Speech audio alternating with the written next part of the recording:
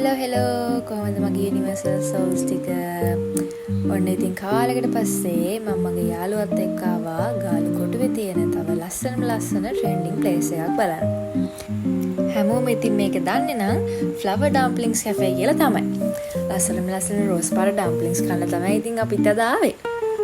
අපි පල්ලෙහා තට්ටුවෙන් ඕඩර් එක දාලා උඩට ගියා ලස්සන විව් එකක් තියෙන තැනකට ගිහිල්ලා වාඩි වෙලා ඉන්න. ඔන්න ඉතින් අපි කයියක් දාගෙන වටේ සිරි නරඹ ඉන්නකොට අපි ඕඩර් කරපු කෑම ටිකත් අපේ මේසෙට ආවා.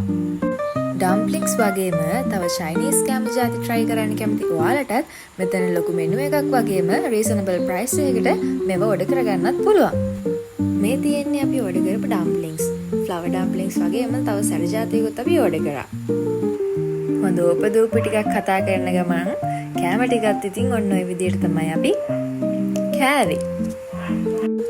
ඉස්සෙල්ලා මම උඩ තට්ටුවේ chair arrangements පෙන්නුවනේ. මේ තියෙන්නේ පල්ලෙහා. ඒ වගේම outdoor chair arrangements උත් මෙයාලක තියෙනවා. මෙතන ඉඳගෙන ඉතින් හොඳ හුලඟක් වැඩි පාරේ යන වාහන දිහා බලාගෙන හොඳ කැම්ප් වේලක් ගන්න පුළුවන්.